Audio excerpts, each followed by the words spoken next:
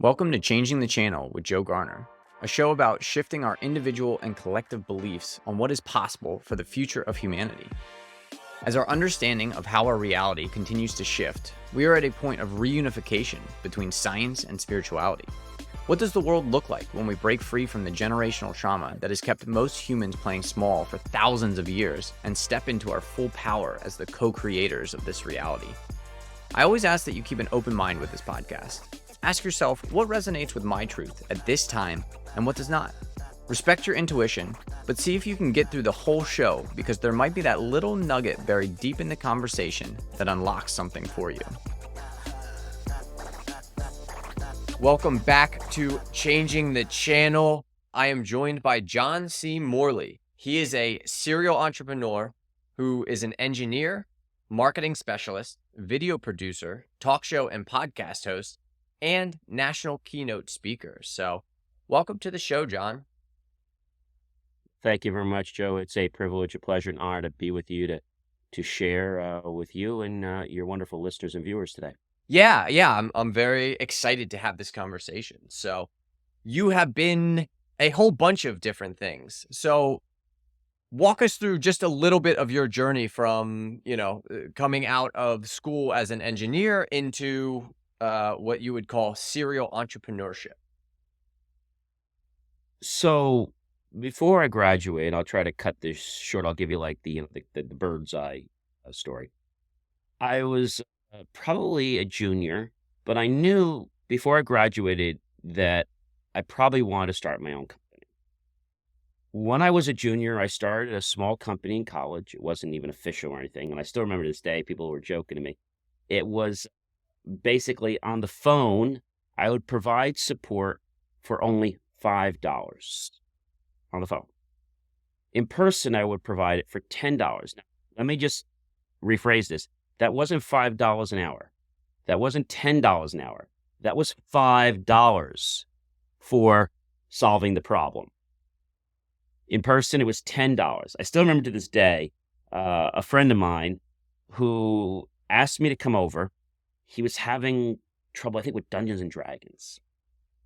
I was a junior, and I believe he was a sophomore.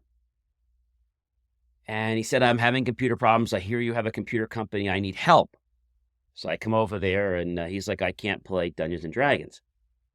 And I said, so you dragged me over here because you can't play Dungeons and Dragons? He said, yeah. I said, this is a real pressing issue. It is. He says, I get up to like the 7th or 8th board, and the system crashes. I said, yeah, that's catastrophic. We're going to have to do something about that. I couldn't believe that I was going to be helping him fix a game. And so I get out there. This was a Thursday night. We both have class early the next morning. And I'll call him Chris. That was his name. I'll say, Chris, okay, so I understand what you need. I'm not going to do this tonight. It's already 10 o'clock. I've got class tomorrow at 8. I think you do as well. So why don't I come back over the weekend? Oh, yeah, that'd be cool.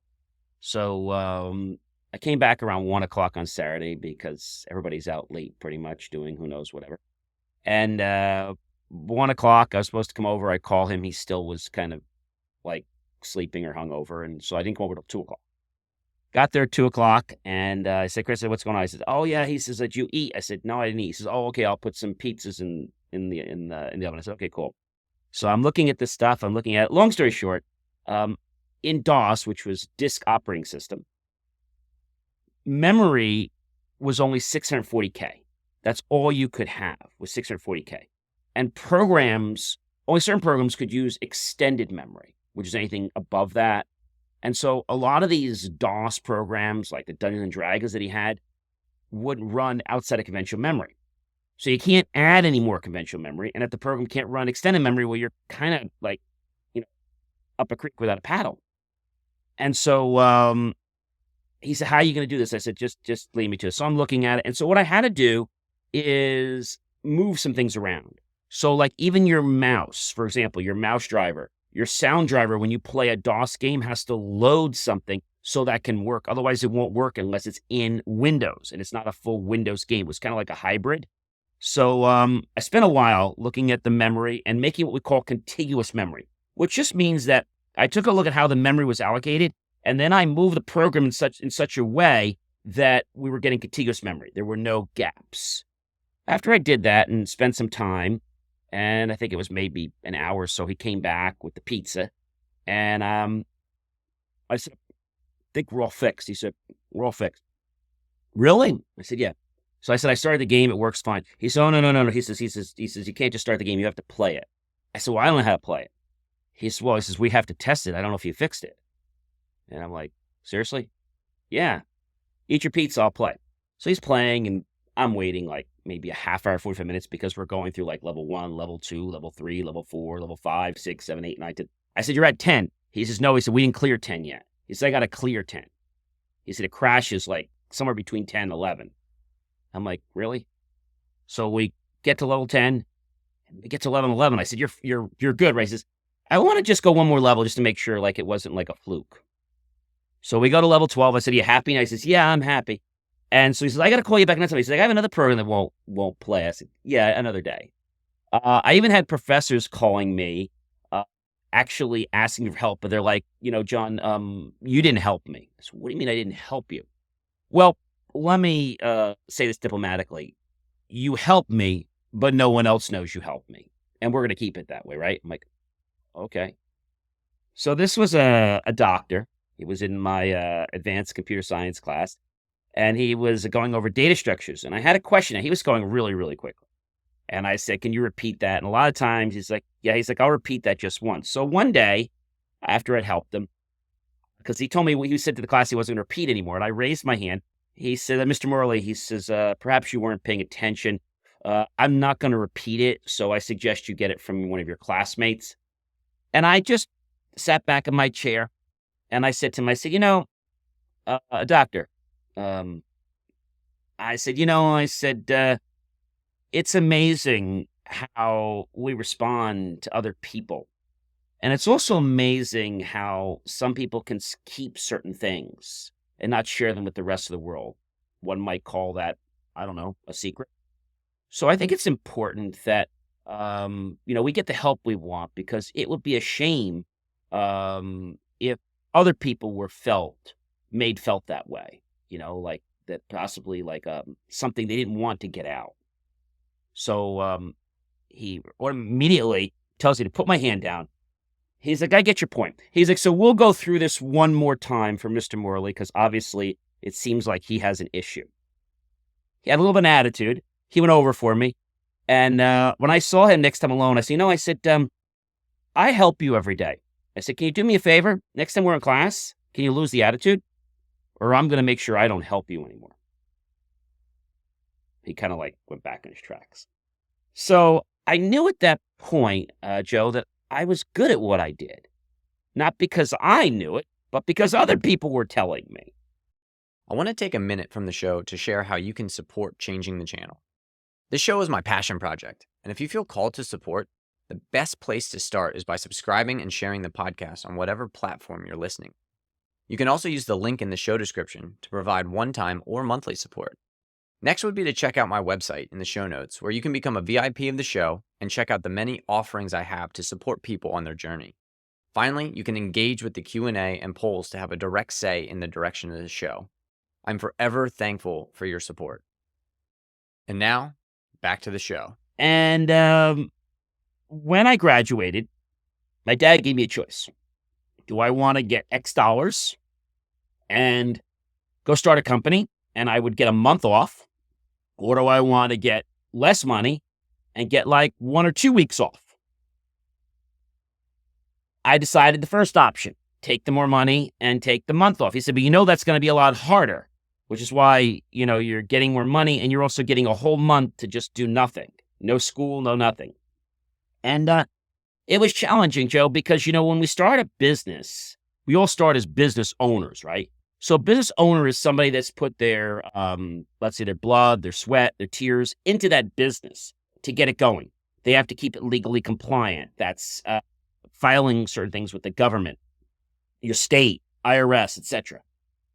And so as you do that, you stay compliant. You have to get insurance. You might have to get employees. You have to figure out how to market your business or get someone to help you. So it's a daunting task. And I remember just before I graduated talking to one of my friends. It was actually the same friend, Chris. He's like, oh, my grandfather or my uncle knows somebody in this large publicly traded company, and we're going to get you an amazing deal. He's like, I think I can get you like 70% off what they normally charge. So I was like tickled pink. Then after several years of them working for me, I started to realize they don't know what they're doing. He said, John, you got to give it time because, you're in a competitive industry. Yeah. I said, well, guys don't know what you're doing. So about roughly 12 years back, I decided that I was going to fire these people. I did. I went to Xerox, who we're already a client of, and I said to them, guys, how do I become a mom and pop print shop? They said, John, it's real simple. You just, basically, it's just going to be about, I think they said 150. So I reached in my pocket and I gave them $150. Well, the $150 was not what they meant. They wanted $150,000, but they didn't say that. Mm-hmm. Went to my bank, got a loan, back and forth. And then I got this printer, this huge train printer, my first production printer. And I walked into their office about 2 weeks later. And I said, guys, we had a great run and we're done. And they looked at me like I was speaking a different language. It took me, Joe, an hour to fire these people. 1 hour to fire them. I said, maybe you guys aren't getting it. Let me be blunt. You are fired.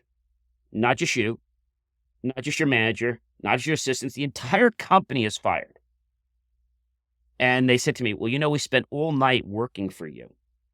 And we have a multi-million-dollar project that's going to take JMOR off the map. Would you like to hear about it and see it? No. It's like they didn't listen to what I was even saying. So now I had been a business owner, and now I took that step to becoming a serial entrepreneur. Before I became that, I realized that the business wasn't going to, let's say, survive or even thrive on the way it was running. So because I was now running the business from a passion standpoint and running it from a creative world, I became an entrepreneur. When I discovered the magic of starting another business to solve that business problems, which was marketing, advertising, graphic design, etc., I became a serial entrepreneur. Now, I'm not wanted in any states for anything bad by the police or anything like that. But I will tell you that when you become a serial entrepreneur, you become even more passionate about solving a problem for your current business with another business. And my first client was actually JMOR, my IT company. And we produced business cards and we produced brochures and stuff. And I started getting excited with the idea that we could produce content. Being a video producer for a while, I said I can get back into that, flair.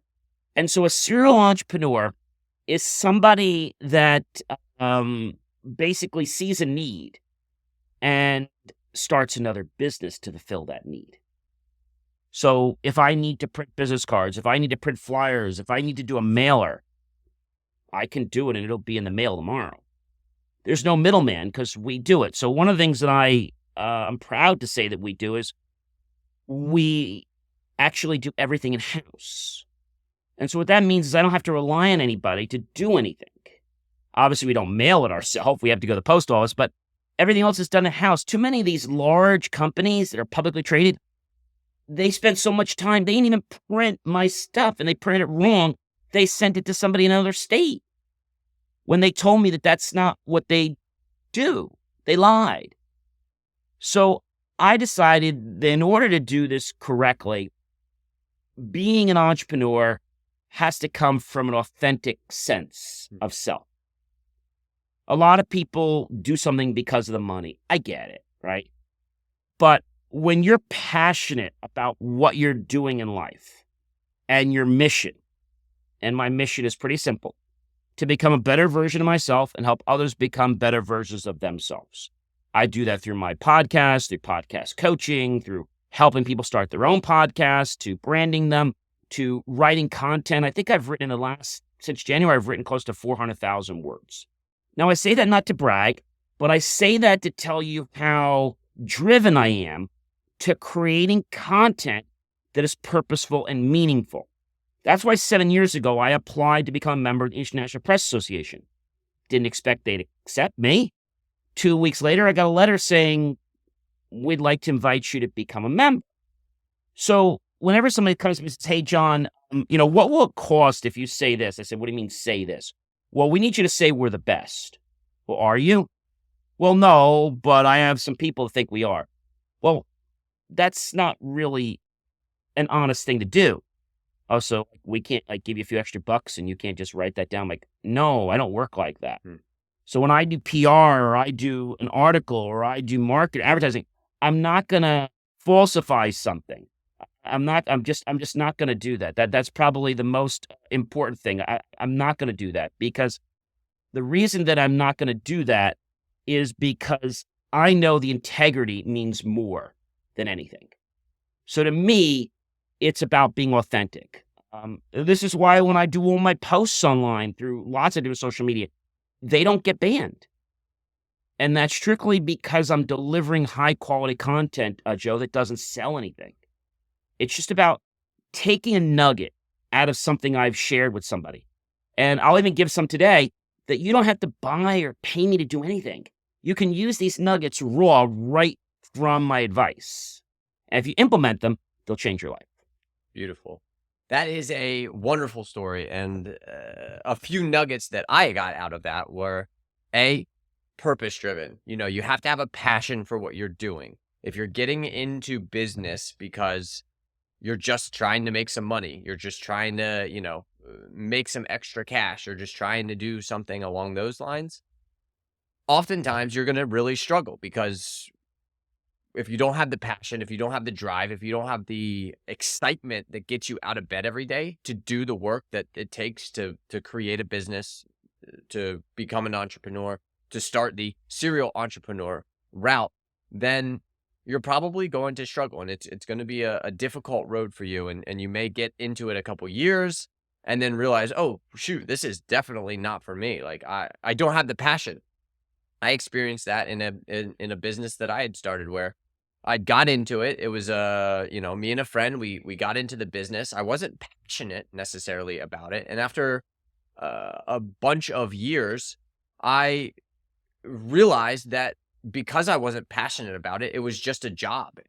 Even though, I was a partner in the business, like, it was just a job. And I really struggled to have that drive every day. I found different ways to have that passion. I was trying, my best to help all the employees become better versions of themselves. I was trying to give them an opportunity. And I framed it a whole bunch of different ways, but at the end of the day, I just didn't have the passion. I wasn't super excited about what industry I was in and the business that we were doing. I didn't, that spark wasn't there. So it took a lot of work. And I think that's what a lot of people are experiencing in working for these larger companies, these corporations, these businesses that their mission is to maximize shareholders' profit. And it's like, well, how do you get behind that? How do you become passionate about maximization of shareholders' profit that makes people that you'll never meet or know benefit well beyond what you are experiencing? I think, when you talk about these public companies, and not to mention them, but I've been instrumental in helping lots of different companies. In my IT company, I designed the security for Wall Street, and I work with a lot of these companies that are on Wall Street, and they have a different modus operandi. They're driven with money. They're all about money. But they will sell people out. They will snitch. They will not build bonds. They will do whatever's needed because, hey, I could be thrown under the bus tomorrow, so I'd rather throw you under the bus because it's better you under the bus than me. That's how they operate. Yeah, I've heard a story of stockbrokers back in the late 80s, early 90s, and they're selling these products that they know are false. They know that they're not worth what they're selling them Yep. for.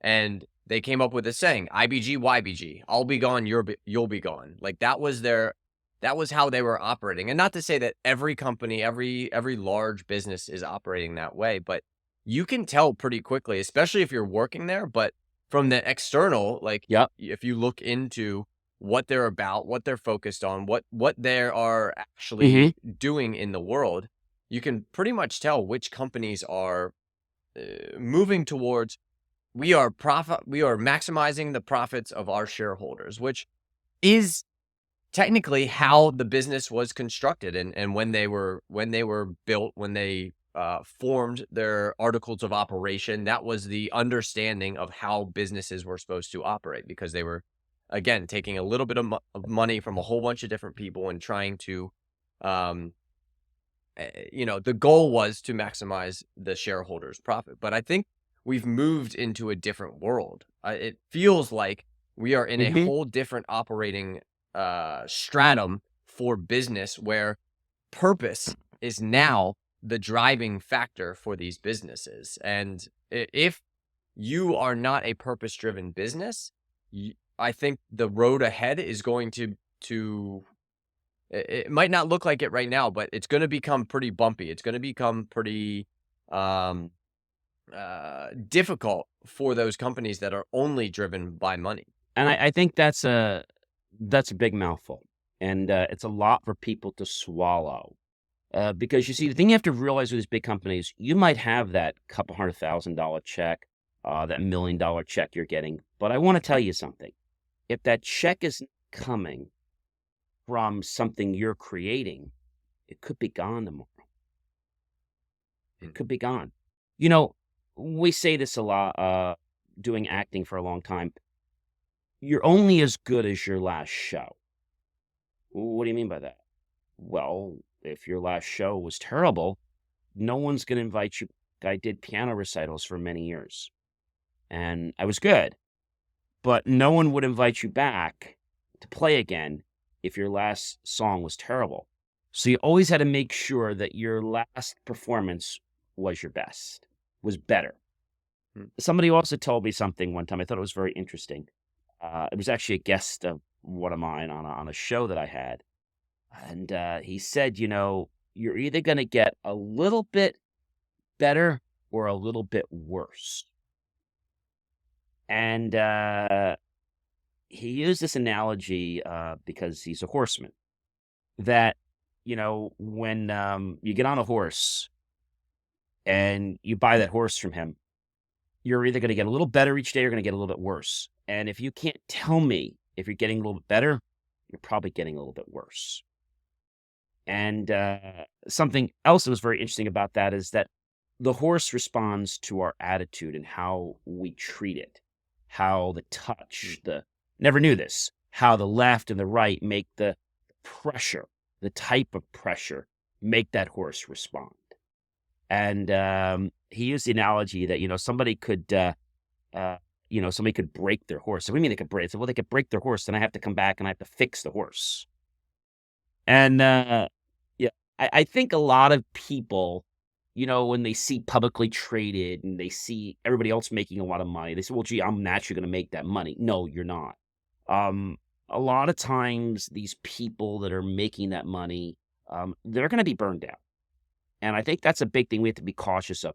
People are underpaid, okay? And they're not treated well. So even if, a starting business is fine doing that, but if the business is doing very, very well, you should be able to pay them better. And you also have to make sure you don't burn your team out. There was a very good reference to this, and it went like this. 3 people have to win. The customer client needs to win, okay? The company needs to win, and of course, the salesperson or consultant needs to win. If we don't get a 3 win, somebody's going to be unhappy, and that relationship's going to fall apart. So I think trust, Joe, is something that a lot of people say but fail to deliver on. I always tell people we've got to under promise and over deliver, not the reverse. Because if I over promise to you and then I don't even come close to delivering, they're like, well, John didn't do anything. So I think we have to understand that regardless of what business we're in, people say, well, John, how much is it going to cost? Well, let's forget about how much it's going to cost. Let's just have a conversation. Let's just see where you are right now. They say, well, can you help us? Well, yeah, we can help you, but are you ready to be helped? I get a lot of people that have podcasts and they want us to grow it or they want us to build a brand for them. And I'm like, okay, but do you want to do that? Yeah. Well, do you know what that means? Do you know that's going to change you? What are you? What is your brand? Oh, I don't know.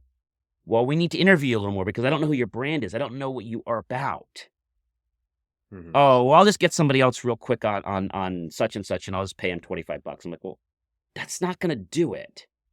Because long term, and this is how I've been growing my podcasts, they grow because the content I put out there is educational. And when the content's educational and we hit those correct audiences, it's not spamming them.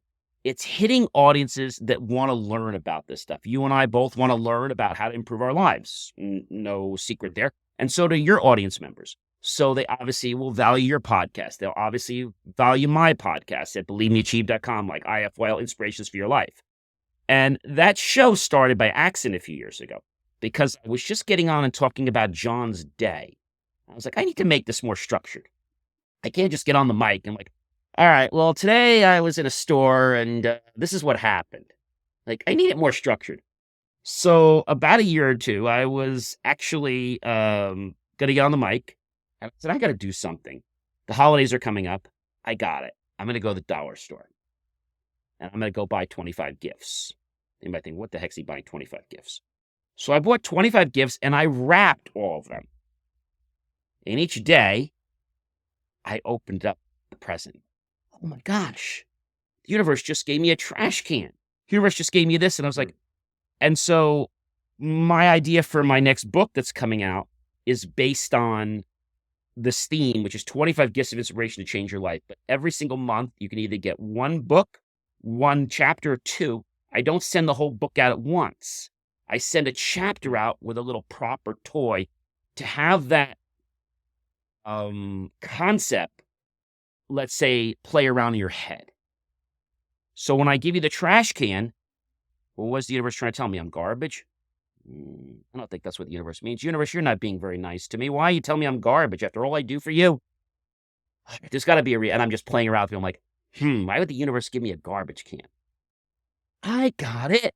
You're trying to tell me that I need to get rid of certain people and things and habits in my life. Wow, thank you, universe.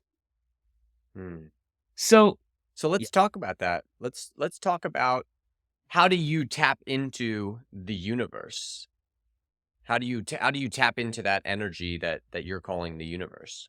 So the universe responds to our energy. Okay. If we tell the universe, for example, I don't have enough. I don't have enough. I don't have enough. Okay, John, I got you. I'll keep giving you not enough. I'll keep making sure you don't have enough. So one of the things I want to express, and this gets into a whole thing, but I'll try to give you some short tips on it. One is start your day and end your day with gratitude. I have a gratitude rock, and every morning I get up, I reach over and that rock, and I do John's alphabet of gratitude. So what that is I go through the entire alphabet, A through Z, and I don't just say things I'm grateful for. So I'll start with the letter A. So air. I don't just say air. I hold it and I feel it. You can put your hand on your heart if you're not able, and then when you put your hand on your heart, people that if you're not accustomed to this, you'll start to center yourself on your heart. I'm grateful for the air I breathe. I'm grateful for abundance. And I do this with each letter. So there's a difference between saying it and feeling it. Because we feel, we will manifest. What we say doesn't necessarily become a feeling. And that's why people get stuck. They say, well, I said all this. I said I'm going to be a millionaire. I said I'm going to be all this. I said I'm going to be healthy. You said it, but you didn't believe it. which is why on my slogan it says believemeachieve.com. Believe and you will achieve. The people that don't believe don't achieve. So how do we tap in? First thing is gratitude. That's just number one. Because when we are Yeah. grateful for things, more things in our life will show up that we can become grateful for. All right. And it's all about, I've heard that gratefulness is one of the key aspects to raising your vibration, raising your energy. Yes. Because gratitude is just below love on the spectrum of, emotional, energetic frequencies. And that's why it's the easiest one to really tap into. I've started meditation classes. I've started, a whole bunch of different things with, all right, let's think of 3 things that we're grateful for. Right. And then we can tap in because we're raising our frequency, we're raising our vibration, and we're allowing that to now interact with what you're calling the universe, the field. Exactly. So I think when we do that, that's number one. And you can't just do it, say, oh, I just want to be thankful. That's not being thankful. So saying thanks doesn't mean thanks. If somebody says to you, thanks, Joe, and they just say thanks to you, Right. You can tell whether I'm hey, thank you, Joe. I had a great show. Thank you. Thanks for holding the door. There's a difference between, hey, thanks, between a thanks that carries an emotional vibe with it. And people talk to me like, you're crazy. I'm like, no. When you're in a store, Dale Carnegie said something. I also took the Dale Carnegie course many years ago. He said, how to win friends and influence people is 2 things. One, to get to know their name. If you don't know their name, hey, you have a beautiful last name. How do I spell that? How do I say that? Could you help me out with that? I don't want to botch up that beautiful last name or that beautiful first name. And then you can say it with them. Am I saying it correctly? Yes. Oh, do a little more emphasis on the other syllable? Got it. And they'll be appreciative that you've done that. Because saying somebody's name is the most beautiful thing that they can hear. The second thing is strive to become genuinely interested in the other person. So I'm not important, you are. So I should be interested in you. But how do you tap into the universe? So tapping into the universe is an interesting question. Because a lot of people say to me, well, gee, just visualize. So I'm also a Silver graduate. And I do a lot of meditation, but it's not just visualizing. It's visualizing and feeling what you have. Neville Goddard says something who's amazing. Neville Goddard, a long time ago, was holding a meeting in the back of his church at the end of service. And he told everyone, the first meeting, you're going to write on a piece of paper, I will not climb a ladder, I will not climb a ladder, I will not climb a ladder. I'll put this all around my house. And then when you go to sleep at night, I want you to close your eyes. I want you to picture yourself just climbing the ladder. And when you're in your day life, don't climb a ladder. Don't intentionally climb a ladder. And what I want you guys to do is do that every night. And next Saturday, if you've climbed a ladder, I want you to come back. Don't come back unless you've climbed a ladder. But don't climb the ladder on your own. Don't just do it. So a couple days went by. More than half of the group came back. They're like, Neville, all of a sudden I was doing something and my kid asked me for something. And all of a sudden I just walked up and I'm like, oh, I just climbed a ladder. And so the subconscious will actually lead us and actually runs our body. So Neville Goddard said we have to live the feeling of the wish fulfilled. So feel as though it's already happened. Feel as though it's already happened. I know that can sound... And then release that, right? Yeah, and then release it. You have to kind of release the expectation of how it's going to come into your life. Yeah, so there's other things you could do. I know, You don't want to put a ahead. specific reason to how it's going to happen. Right. So one thing I do to help people understand that is I tell people to take their left and their right hand, whether you're lefty or righty, take your non-dominant hand. In my case, it's my left hand. Okay. So what I tell people to do is take their dominant hand, okay, and just to slightly pinch the side of the crease, the side of their crease between their index and thumb, and just kind of hold it. Don't cause pain. And I just want you just to hold it there, and I want you to think about what it would be like if you had, I don't know, $1 million in your bank account. What would that feel like? If you had $1 million in your bank account right now, how would you walk? How would you talk? How would you live your life? What would you buy for yourself? If you're going to buy a car, what car would you go buy? What color would it be? Now remember, you can have any car, any budget, any price tag with any set of options. And while you're ordering that car, maybe get a second one. What color would the second one be? What would you like to buy maybe your loved ones? Where would you go out to eat? Would you do anything different? How would you treat others? What would you donate to people? And how about going to maybe one of your favorite stores? And instead of just buying one thing, I'm not sure what I want. Take one of everything that you think you want. And notice how this feels. Maybe you're home and maybe you decide to have a meal cooked for you. Well, why not hire a professional chef to come in and cook that meal for you? And notice that when you're in this world of purpose, when you start to realize that all this has happened, you just haven't connected with it yet. But how would that feel right now if you're in that brand new car, whatever it is, the color, you have the radio or the satellite radio on, you can drive down the roadway.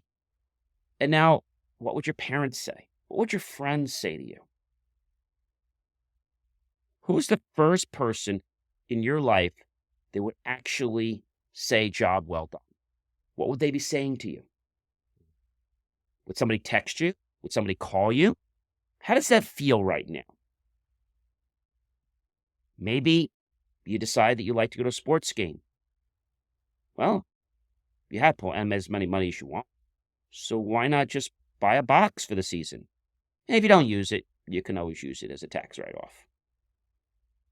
And just know how that feels. Notice that as you are enjoying this, you're not getting arrogant. You're allowing yourself to connect with everything you want, and you can have it as long as you don't harm or hurt another person.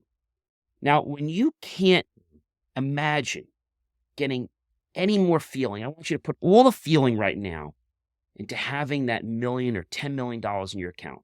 How do you really feel? And when you can't feel any better than you believe is possible, I want you to release your thumb from your crease. Okay. You've just created an anchor. Now, simply take your hand that you were creasing, take your other hand and just apply it lightly, and notice the feelings return. Take it away, they go away. Put it back, the feelings return. I recommend doing that once an hour.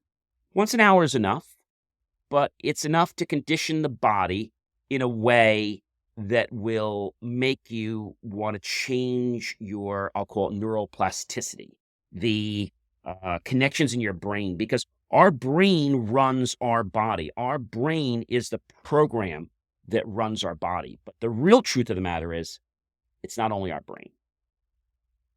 The CEO of our body is not our brain. It's our heart. So if we want to get in touch with manifestation, many people spend the time up here. You got to feel it down here in your heart. So I tell people to put their hand on their heart, because when you do that, you start to put an energy there. And it's your heart that's able to connect with those things that you want. Just like we're listening to this podcast. For you to listen to this, you had to tune to a certain frequency. The podcast was always out there, but when you tune to it, you can hear it, or you can watch it. Mm-hmm. So our heart is key to allowing us to manifest the things that we want in our life. And that seems like it's the operating system of what we're all calling reality of the 3D world, is that basically, you manifest with your heart and you bring that into existence. If you're trying to create from the brain alone, or if you have no connection to your heart and you're trying to create, you have to do 1,000 times more work to bring that into your life. Is that your Absolutely. experience? So it's kind of like best way analogy I can give you is let's say you were using um, a tool, and that tool would operate manually or with power. If you had to use that tool with manual power, you'd have to put a lot more energy into it. If you just use the tool with the electricity in the motor, then that tool would be effortless. So the universe doesn't care whether we're creating $1 or $1 billion. The universe just sees it as easy. So when we start to have the belief, and again, this doesn't happen overnight. You can't just say, oh, well, John, I have a challenge. Well, it doesn't happen overnight. Like, it's not like I flip the light switch on. Okay, it's happening. No. So the belief starts. The belief then gets the heart, you feel, and then when you feel, it gets our mind to take inspired action. Now, a lot of people are like, oh, what am I supposed to do? Well, you got inspired action. You didn't take it. So a lot of these people are scared. Well, is it the right action? So you got to not be afraid to take the action. Like I always say, we have to push the envelope a little bit further. You might have heard that our body has a RAS, a reticular activating system. We're born with it. Our RAS is designed to keep us out of trouble. That's why we have a RAS. The problem is the RAS also prevents us from success. So what we need to do is trick the RAS and get it to work for us. So, for example, maybe we are, we're trying to do something in our life to achieve some additional success, whether it's a relationship, whether it's financial abundance. And so the reticular activating system will be like, hey, I'm not comfortable here. Like, I'm going to stop here because I don't want you to get in trouble. You just push a little further, just a little further. And that little bit further, the RAS will be like, all right, I guess we didn't get in any trouble. I guess we can go there next time. So now you've changed, as I will say, the neuroplasticity of your brain. You've pushed it a little further, so now you've got a little further to move. And next time, guess what you do? You push it a little further. I'm not telling you to push it, a gigantic way. Just push it a little bit. Now your RAS is, all right, I see now. I think I can do that. I can move in that pattern. So that's why a lot of people don't get successful, because their RAS is, oh, no, don't do that. Like, I'm here to keep you safe. I'm not worried about making you successful. I want to keep you safe, and that could be a danger. Yeah, the same thing can be said about there's another system in the brain that basically it stops you from experiencing things that you're not familiar with. It creates the default mode network is what that is.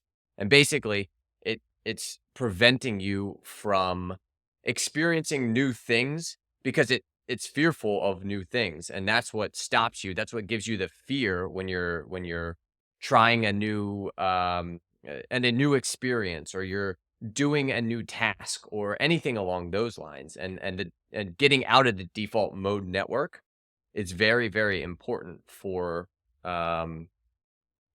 growth, for being able to expand your reality or expand your what you believe is possible in this lifetime. False evidence appearing real. And we call that our critical factor, which is why hypnosis was invented, and meditation, because when we go into, I'll call it level, which we there through silver, but there's other terms for it. When we get into level, we start to lower our critical faculties, and things can slip in. That's why the best time to program is at night or when you get up, because that's when your critical faculties are at their lowest. Right. That's a defense point. Beautiful. Well, John, this has been a a wonderful conversation. I have absolutely enjoyed all of this, and I hope people can gain a little bit of new perspective. Again, like the Silva method, I've done Mind Valley, which has taken, Vishen has taken the Silva method, and he's kind of improved upon it and created a whole new system, which is pretty impressive. So there's The tons of ultra I did that. The Ultramind system. yeah, the Ultramind, and then he's got Yep, another yep. one, which is a Six Sigma, something like that. It's or Six Okay. Phase, which is I think that's his newest system that he's gotten into, which is very powerful. And again, the same thing that you're talking about. It's creating from the heart. Like that's the only way that you're going to manifest things into your life, other than very, very hard work. Going to work every day, saving, bringing abundance from hard work and just really, really not something that's joyful to you. You're doing it because it's work. You're doing it because you get a paycheck at the end of the day. And I don't know if you can speak to that a little bit, but what it feels like. I can. So, yeah, so my last thought I'm gonna leave you with, it's play like you were when you were a kid. When you were a kid, you got everything you wanted, okay? As you got older, you started to adapt to people's ideals, and, rationales, and you started to reprogram without you knowing that things were not possible, things were not reachable. So when you took that bottle of, bubble solution and you play with it, play like you were when you were a kid. So I tell people every day, you know what I do? I Mm, creatively play. It doesn't work out, I play some more. I just love to play. And when I play, other people want to play. Other people get curious, want to play. beautiful. And so my message is always play like you were when you were a kid. And if you get stuck, pretend you were 4 years old, pretend you were 5 years. How would the 5-year-old handle the situation? Very wise words to live life by. Live from the heart and play like you're a child. I think that's very, very helpful for anyone listening to this show. That if you want to have fun in this life, again, don't take it too seriously, because at the end of the day, we're none of us are making it out alive. So you might as well have fun while you're here. You might as well enjoy the time that you're here, and manifest from the heart. Have something fun and enjoy your life, and love that experience that you're having in this 3D reality, in this video game of life, viewed through the lens of the VR human biome, basically. So, I leave you with one last tip, and that is this. I know we don't have time really to get into AI, maybe on another show, but what I want to tell you is this. Technology is not good. Technology is not bad. It's how we choose to apply it in our lives that'll affect and shape the character of right. who we are. Yeah. I mean, I've got a couple minutes. Let's kind of delve into that just a little bit. Yeah. Oh, we do? Okay. Oh, Um, great. Okay. Okay. we have I've been saying this for a while. To any technology, whether that's the wheel, a hammer, or AI, an autonomous intelligence that is, basically kind of ubiquitous across the world at this point.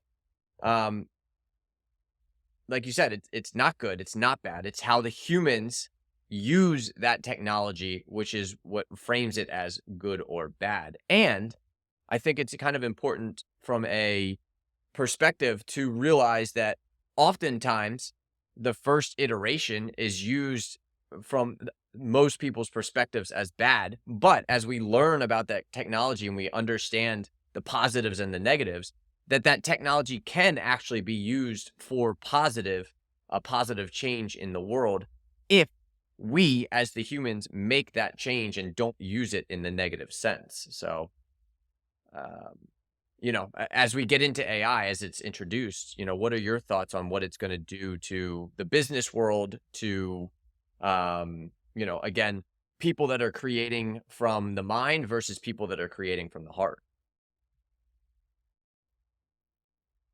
I think when we create from the mind, it makes a big difference in our life. And the heart changes that drastically because so the mind is what kind of puts, I'll call it the boat in the water, and the heart is what gives it our direction. Mhm. Does that make sense? Yeah, so if you're creating without the heart, you're kind of directionless. You could go in any direction. When you're creating with the heart, you're moving towards where you need to be going, where you designed your life to be going before you came into this existence, or you're at least moving with the flow of the universe, is what I've also kind of heard it be said as, is that, the universe has a natural flow. And if you want to swim up against the flow of the universe, again, you have to expend a whole lot of energy. But if you just allow the universe to flow through you, if you just follow the flow of the river of the universe, then life can be easy and joyful. And you're still creating, you're still doing things like as you swim with the river. You're just not fighting against it to get to a point that your mind has told you we got to go to that point. It's like, okay, well, we tried it a couple of times and it's very difficult. So let's see if there's another way to get to where we need to go. Yeah, I think the biggest thing I could tell you that is that a lot of people are very interested in going toward new technology. Um, they don't embrace what it means. They don't embrace the responsibility, whether we're talking about autonomous driving, whether we're talking about AI in the world of trying to help, let's say, provide information. A lot of times AI is wrong. Whether we're talking about the legality, like what's happening with the music industry this week, how they're suing this other software company. I think there's certain responsibilities, and just because we're using computers doesn't mean that we should be able to sidestep that or negate that. That's probably the biggest thing. Where my analogy to that is about 6, 7 years ago, I actually helped with my testimony, and I actually helped prosecute 4 kids that went to jail from one of the Bergen hospitals because they stole several million scripts from the hospital and sold them overseas. Hmm. And so, what I tell you about this is very interesting. When somebody does something like that, you have to realize, what's their real purpose in life? Why would you do something like that? That's the first question. Like, why? Why would somebody hurt another person? And usually the reason is because they have not found out their true purpose. They're hunting and they don't care whose life they disrupt.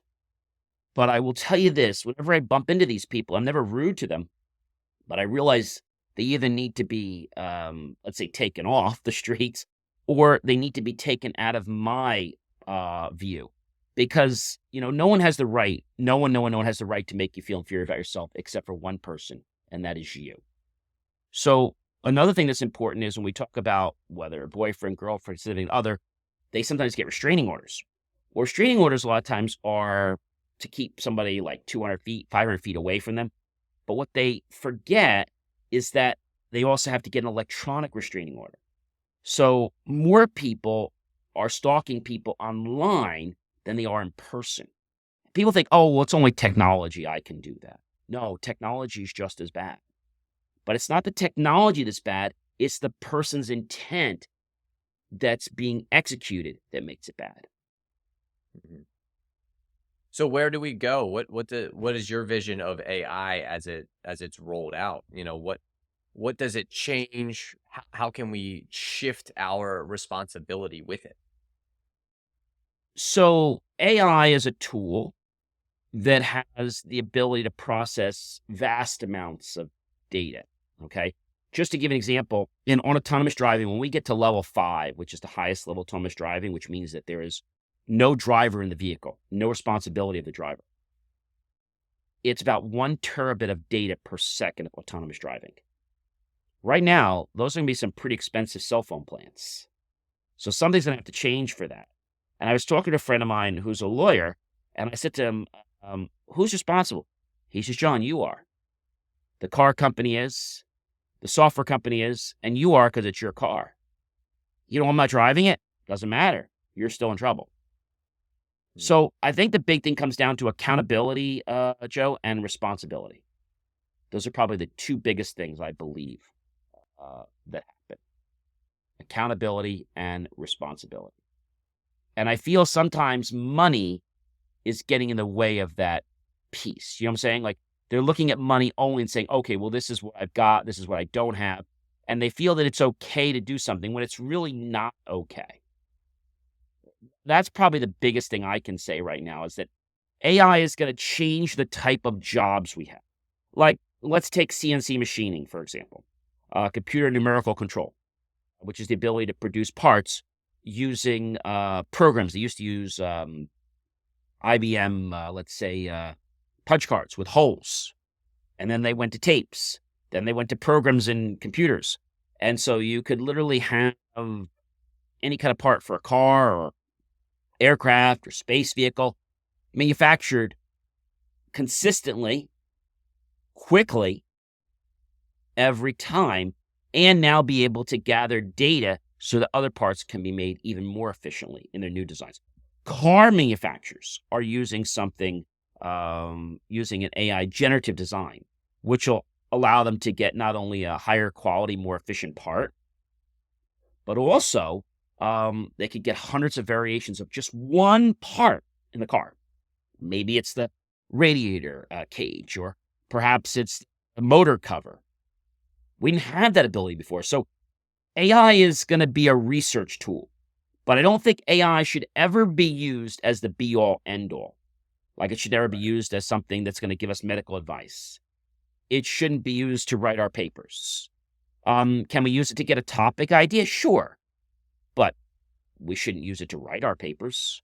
We can tell the flair of AI, and it uses the same all the time. Should we use AI for anything else in the world? Well, there are some benefits, like how about security? So I think there's some benefits when we talk about patterns and facial recognition, but where's that data going?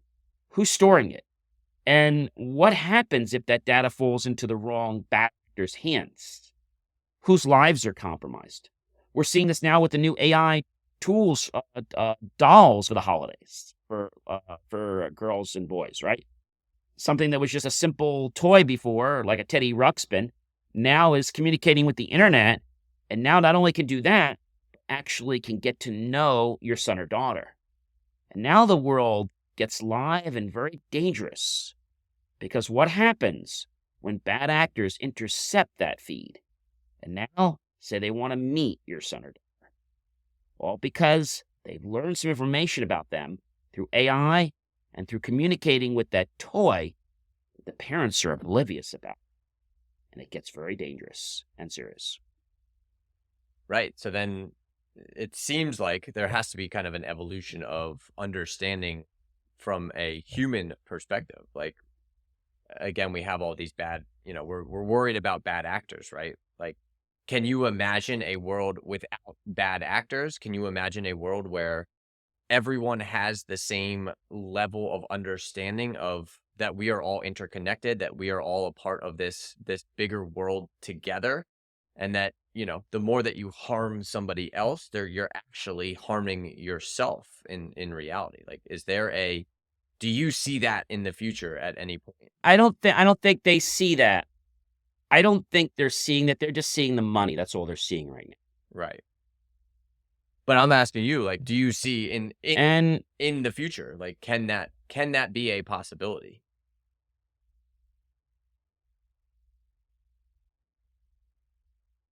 yes, Yeah. yes, Beautiful. yeah, I absolutely do. Well, John, anything else you But want the to challenge is, go ahead? oh, sure. I'd say the challenge is we have a responsibility to be accountable for our actions and the systems that we employ. So we can't say that, they're making decisions. Ultimately, it comes down to the person that created that.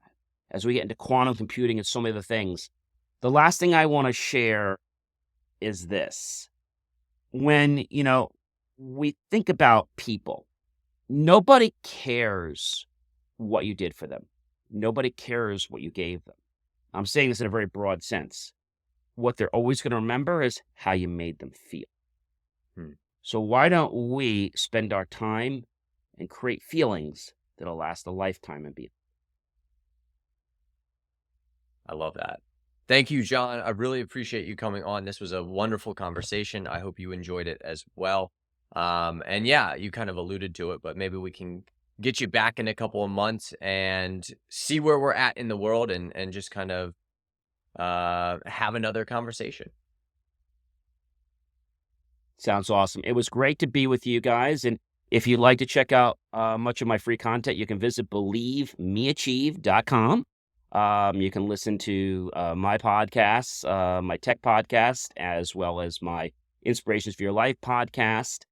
And check out some of my articles. I think you're going to be pretty amazed with where we're going with technology. Also, check out my one with how farmers are turning to AI to manage a more effective and efficient, dairy produce area. So there's a lot happening. I think we just have to be open to what's coming out there and not be judgmental and understand that when we make these choices, we have to ask ourselves the how, the why, the when, and what's the safety precautions. That's really important. Just like whenever you set up anything banking, right? You don't do it unless you set up a two-factor. Yeah. Beautiful. I'll make sure I include all those in the show notes, John, so anybody can find if they're looking for any of your information. And I really appreciate it, and I hope you have a great rest of your day. You too. Thank you so much for having me. It was a pleasure, Joe. Thank you again for listening to Changing the Channel with Joe Garner. If you enjoyed the show, please follow the podcast, hit the bell to know when a new show comes out, share with a friend, and rate us on whatever platform you're tuning in from. It helps get these messages out to more people to create the collective shift in reality we are here to experience. Make sure you interact with the Q&A and poll sections of the show so I can continue to provide content you enjoy. Finally, check out my website in the show notes to become a VIP of Changing the Channel and join the shift that is happening.